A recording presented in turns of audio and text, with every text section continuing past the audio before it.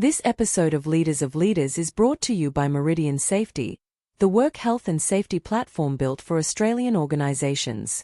Meridian Safety covers psychosocial and physical hazards in one place, with legal citations that automatically match your state or territory legislation. And in the field, the Meridian Safety app puts it all in your pocket: report a hazard, action an item, or log an incident right on site, in seconds. Meridian Safety. Your first 14 days are free. Visit meridiansafety.app and experience the dashboard that's changing the way teams manage safety. Welcome back to the Leaders podcast. Today I'm here with Abbie Janssen. G'day, Abbie. Hey, how you going, Brett? Good. Now, a lot of people don't know me. your background and where you come from. Are you happy to share where you've come to become a leader? Yeah, of course, no problems. Where do I start? All right, so I guess I start back at the beginning. So I was a paramedic for about 9 years, but somewhere around about the 5-year mark, I injured my back. So I had to go off-road while I rehabbed that and, sorted all of that out. And then it was kind of decided that I couldn't go back on road to lift people anymore for a living because it was too hard on my body. So I pivoted and went across and studied a health and safety course, and I ended up working at WorkSafe. So I was there for 11 years as an inspector. So while I was at WorkSafe, I did a range of different things. I worked in the multidisciplinary space, so looking at going in and regulating safety in all kinds of different workplaces. Then I went and did induction, and I trained 4 groups of inspectors that came through in about 16 months, which was a super hectic time. And then after that, I went across and I joined the psychosocial team, which I was in for about 2 years before I left and started my own business with a colleague of mine, Charlie Cole. So now we have our business Clear Boundaries, which looks at, we do consulting, training and investigations in the psychosocial space. So really trying to help businesses reduce that the risk of psychological injury to their employees while they're at work. So that's where we're at now. So you've gone from that regulator side to helping people before they get to that regulator point. Yeah, that's right. We really want people to understand what their risk is. And, for yourself, getting this right has so many benefits for people's organisations. It can reduce costs in terms of attrition. It can reduce costs in terms of absenteeism. And it can really improve employees' engagement in the job and the work that they do. So increase productivity as well. So, and aside of that, it reduces claims. Yeah. Which every business is always trying to do, right? It is, yeah. And the cost of those, insurances and claims are just going up every year. Yeah, absolutely. Though the insurance premiums are huge. And then if you get a claim, everyone knows you've got that increase plus the lag that happens over the next few years as well to increase it. So, and with a psychological injury, the returning process is so much longer. It's like 37 weeks or something is the average for people who are getting back to work, which is 5 times longer than if they, hurt their wrist or sprain their ankle for a physical injury. So during that time, it's all not only the additional insurance costs, but it's also you've now got to employ other people and train them up to do the job, and you've got to manage a whole bunch of other things in the business. So yeah, it's a win-win for everybody, this. Yeah. And when you've got, recruitment costs that can be, tens of thousands of dollars for one person. Yeah. And, say you've got a team of 100, you've got 2 people on psychosocial leave. Well, you've now got to hire 2 people. That's, $60,000, $70,000, $80,000 that you're out of pocket just to hire the 2 replacements. Yeah, that's right. So if you're spending some money up front to get this stuff right, you're absolutely going to save money in the long run. Yeah. So you're doing the pre-work before the injuries occur, like the training and setting things up. What are you finding are the biggest pushbacks in terms of speaking with businesses? I think a lot of the stuff that we hear is that firstly, I think people don't understand what psychosocial um, hazards are and what that risk looks like. Yeah. So there's a real big piece of work at that beginning point to explain to people what that means and, how it affects people. So that's, I think, the biggest piece at the start. And you really need to get senior leadership need to drive this. Mm. So if I was an employee at a business and my manager said to me, hey, you can't treat someone like that, and then I observe them go into an office and yell at somebody, then where's my drive? Where's my example of how I'm supposed to behave? Yeah. So it's really important for us, and we're really strong on this at Clear Boundaries, that we really love to have senior management engagement to make sure that they're behind everything that we're trying to implement, because if they're not, there's absolutely no point in them engaging us, because it's just going to fall down the second that no one's watching, right? Mm-hmm. So that's, I think, one of the biggest factors is trying to get a senior leadership on board. One of the other things is that people say, they want to see practical things that they can do, because a lot of the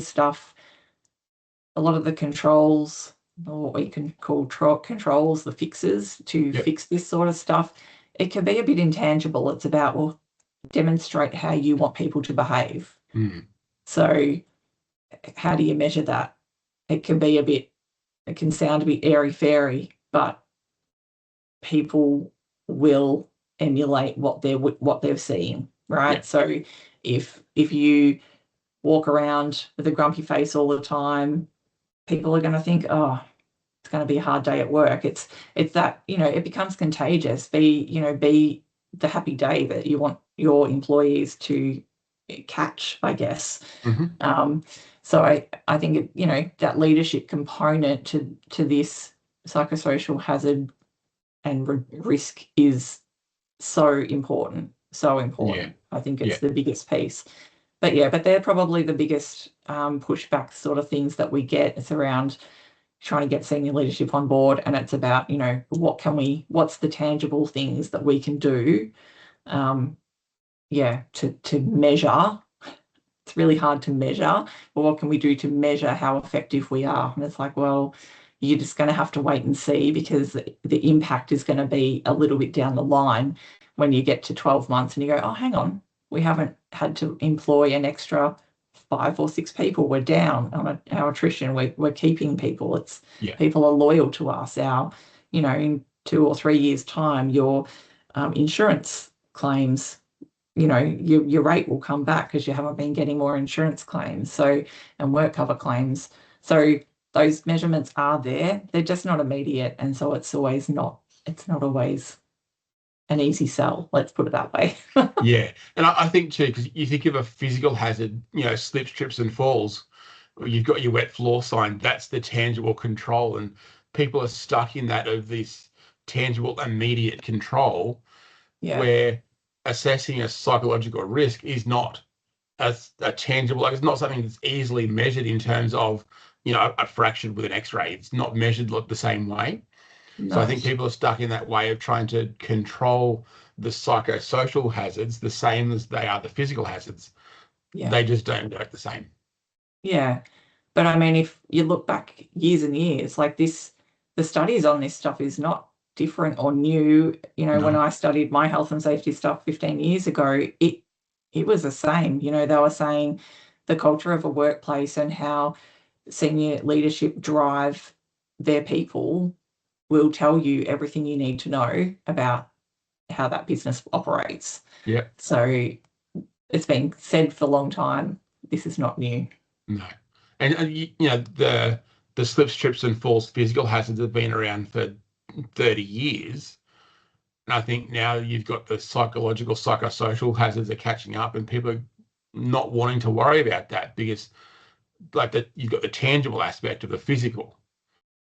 Yeah, I think, but in the same way that physical hazards were new and no one wanted to know about it however many years ago. Yep. This is just new. And so it's just really about getting people's head around it. And that, I think, is part of my job. It's about educating people. And I think that's a big part of why Charlie and I left WorkSafe, is because as a regulator, we'd go in and we'd say, right, we've had an issue, someone's complained about the workload here.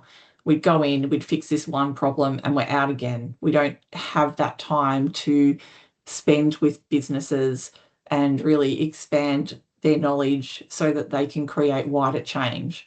So this is part of what we want to do. We want people to understand that, yes, they might have a workload issue, but if you fix that one instance of workload, that's not fixing the system. You need to have a look more broadly and see where else that's impacting people, and see, make a proper assessment of what other hazards exist within your workplace. Yeah. And fixing one workload problem for one staff member, how many others are going through that same thing, but you're focusing on that one staff member? Yeah, that's right. So hopefully what we're doing now, we do have the potential to impact businesses at such a much broader sort of space, is really, really important for us and exciting. Yeah. And so you mentioned as a regulator, you were going in and fixing these problems. How could a business who is having these regular engagements with an auditor, what sort of things could they do to set themselves up for success that way? Look, there's lots of things that they can do. It's really about how much time and effort they've got available to do that. Yeah. So, because as we've talked about, it's not actually a small piece of work. To do a proper risk assessment, there's a whole lot of different information that you need to collect and gather, and it's not all straightforward information. It's not like, oh, have we got enough signs to say that we've got noise in the factory? It's not about that. It's about, okay, have we spoken to all of our employees to understand what their experience is at work? Have we engaged them properly in consultation? Because that's where it all starts, right? If you're not consulting with your employees to find out their perspective, then what's the point? Like, it's no point just going, oh, we think everything's good here. You need to actually talk to your employees, find out what they feel when they're at work, and get their feedback, get their proper feedback. So that can look like, I know that cultural surveys and things like that are all the rage. That's fine. And they're a really great way to capture this information, but you don't need to put heaps of resources into it. If you've got an effective meeting and management system, just having a really blunt conversation with people to say, hey, we're going to have a talk about, our mental health at work and, the things that might be causing us stress at work. So, and introducing that as a regular thing at meetings, it became, oh, do you talk about health and safety as a standard item at your toolbox meetings or at your monthly staff catch-ups? Sure, but part of that is about your psychosocial hazards as well. So, how's your workload going at the moment? Are you coping with that? Do you understand what your tasks are every day? Those sorts of things.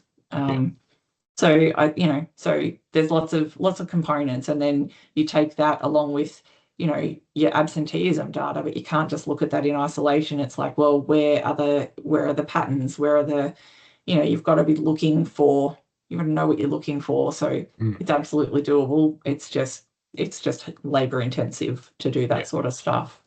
So if you had the regulator coming in, I would say get everything that you can organised and set up, but having everything documented is the best thing to do. So absolutely getting a risk register prepared so that you can see clearly what hazards you've identified and what you've got next to it to say, this is what we're doing to try and mitigate or reduce those risks for our employees. Yeah. Okay. And so, Abbie, you're saying before that you've gone through that leadership process from working on the floor as a paramedic and working up, but do you feel that that's the only role of leaders as well? No, absolutely not. I think leaders pop up where you least expect them. I think, like, I never joined ambulance to become a leader. I always wanted to be a paramedic, and they, in terms of the hierarchy, they're at the bottom rung, right? They don't have control over anything that they do. They get sent where they're told. They follow a set of guidelines, and yeah, it's autonomous in that you can choose what you do on the ground when you're there, but in terms of the overarching structure, it's quite a controlled environment. And yeah, totally bottom of the ladder. When you're a paramedic, you've got dozens of people above you making all the decisions. And similarly at WorkSafe, you're the front-facing, client-facing role, but all the decisions about how you do your job, where you go, all that sort of stuff, upline, you are at the bottom of the ladder. So, but what I quickly found out in both of those roles really is that leaders pop up everywhere, right? I was not expecting to be a leader, but when you turn up on scene at an accident or an incident, or when someone's unwell, everybody in that space turns to you immediately because you've got the answers at that time.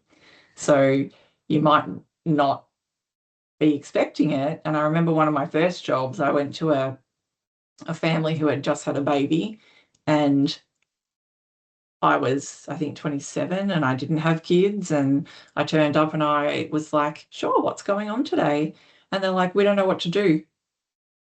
And they just gave me their baby. It was like 1 or 2 days old. And I was like, okay, no, so what's going on? And they just were, I think they just had that paralysis of, what if we do something wrong? And so in that moment, they were looking to me, a 27-year-old childless person, for information and reassurance that they were going to be okay with their baby. Yeah. And so I was like, hey, all of a sudden, why am I the leader in this room? I'm the least qualified of all these people, but here I am giving reassurance and not advice, but, just comforting these people that it's actually, you're going to be all right. You've got this. I'm going to check your baby medically. Your baby's doing great. It's doing all the right things. And similarly, you go to a more serious situation where someone's injured and the hype is around and everyone looks to you to calm down the situation. And so very quickly I was like an unwitting leader in those spaces. And same at WorkSafe, I'd go into a venue, I'd say, hey, I'm here from WorkSafe. And I've seen so many times people visibly get upset, distressed, shaking. The panic that comes with saying, I'm here from WorkSafe, is literally visible. Yeah. And it used to make me feel awful. I thought, oh my God, what has happened? What has happened that you are that worried about WorkSafe or a regulator turning up on your doorstep? And I guess you can equate it to, it's the same as if you get pulled over by the police. You get worried even though you might not have done anything wrong, right? They might just be doing random breath tests. Yeah. You're still like, oh my God, did I do the wrong thing? It's the same thing, right? So part of that role was really around explaining clearly and having that conversation and helping to guide them through what could be a really stressful experience for them. So, and at the end of the inspection, often people will be like, oh, is that it? Yep, we're done. It's okay.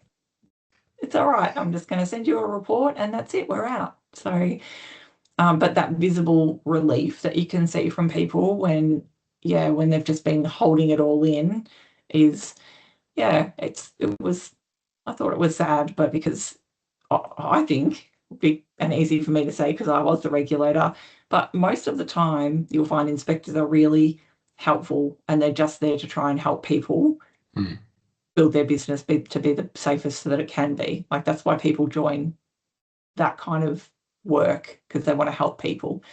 So if anyone's listening, don't be scared of WorkSafe. They're there to help.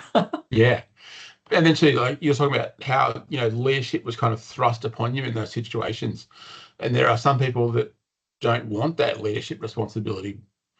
So then how can someone who doesn't want that leadership responsibility, how can they offload that to someone who they think is more appropriate?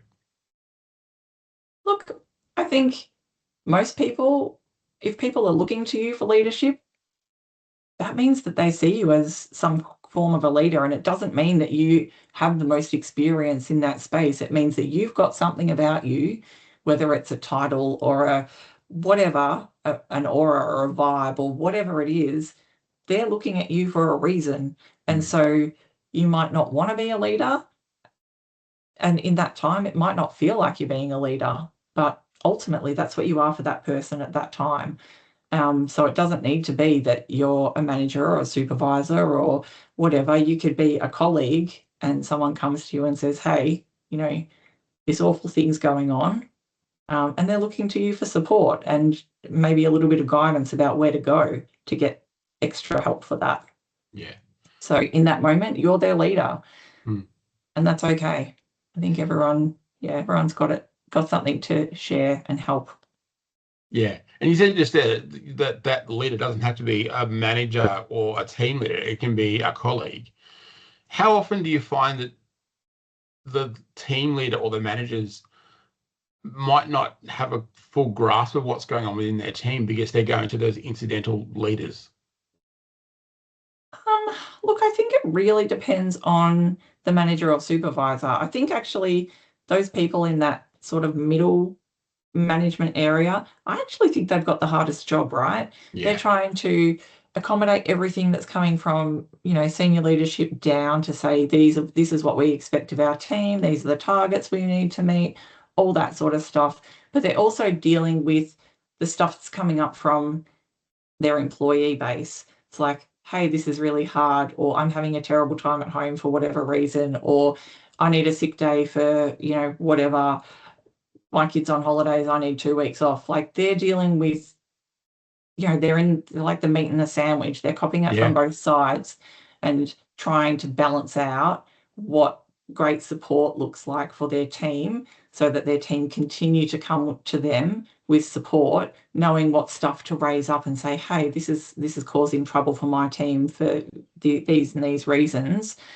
And then also knowing how to prioritize and get stuff down to get stuff effectively done with their employees from senior leadership's direction. So they've got a really hard job, and sometimes they might not have all the time in the world to deal with everybody's stuff. And so having someone else in the team that you can go to, or even having someone who's, above or sideways to your manager that you can safely and comfortably go to and say, I'm struggling with this, or I need help with that.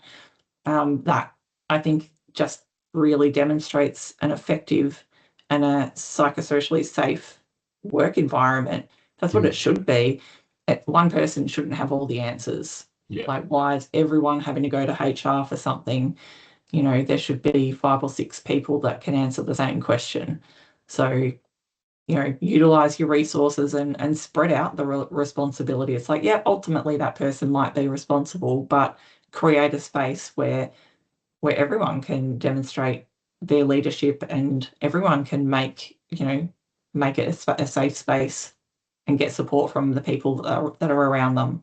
Yeah. So then what do you see the role of an effective leader being, other than that buffer between senior management?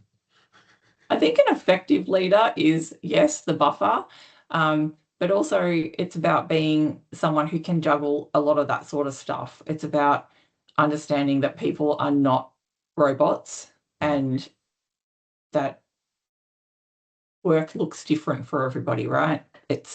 So yes, there might be a set of tasks, great. But on some days, people are going to be able to flex higher than that, and some days are going to be able to be flexible. You've got to be flexible to meet a lower threshold. It's having that flexibility within your capability to be able to accept and accommodate the variations of what people look like, between one versus the other, but also day to day. I look different at work on a Monday to how I look at work on a Friday because it's the end of the week, right? Yeah. But also, like I might not get any sleep because my kid's up all night. So, I'm going to look like I'm a bit more down here today. So, but being able to accommodate that and be flexible to suit people, it's really about understanding people, right? Understand your people. I think that's probably the key for that sort of middle management leader. You've got to understand your people so when they're at their peak and you can give them a little bit of a push, and when they're actually functioning at a little bit lesser capacity, and that's fine. You can back it off a bit. So I think know your people, right? Yeah.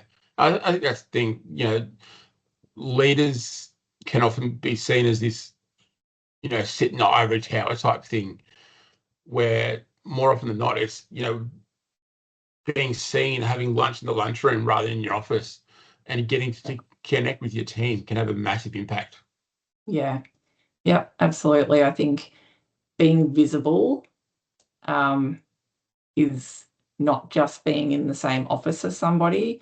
It's about actually coming out and connecting and having a conversation. There's no point in saying, "Oh, I'm going to this office today," and turning up and then sitting in a side room on your computer having meetings all day. There's like, why did you bother driving the extra distance to a different office if you're not actually going to talk to anybody?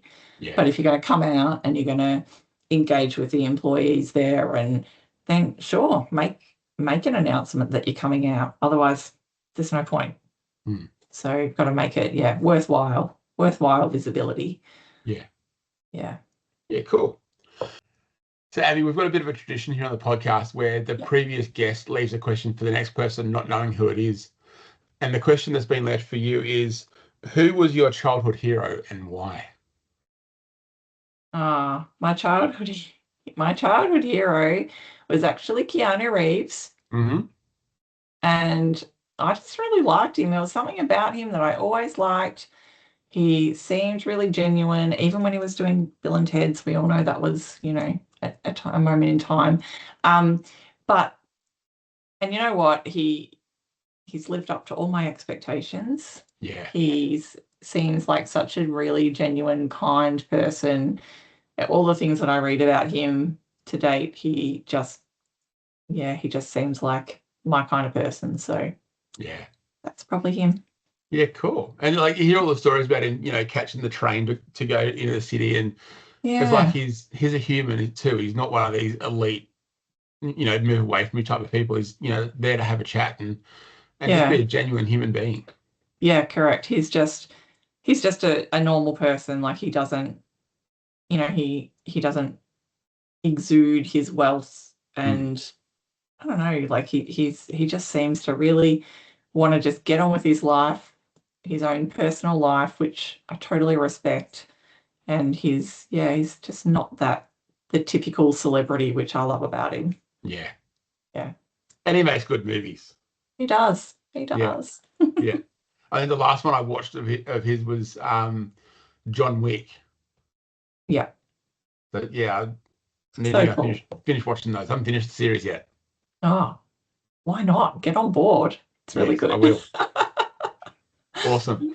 Well, thanks for your time today, Abbie. And if anyone wants to reach out to Abbie, I'll put your contact details in the show notes as well. So next time, look after yourself first so you can look after others. I'll see you next time. This episode of Leaders is brought to you by Meridian Safety.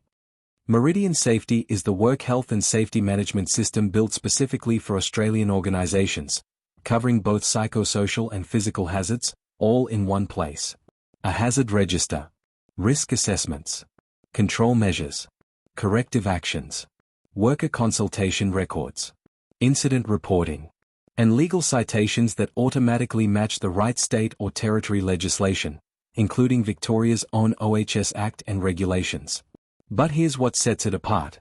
The Meridian Safety app is the field companion to the full platform, built for the moments your team is standing on site, phone in hand. Not sitting at a desk. Spot a hazard?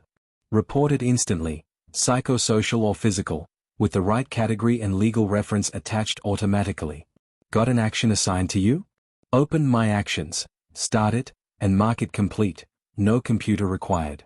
Something goes wrong? Report the incident or near miss while the details are still fresh. And for admins and managers, Log worker consultations on the spot, the moment they happen. Meridian Safety. Safety management that keeps up with your team, wherever the job takes them.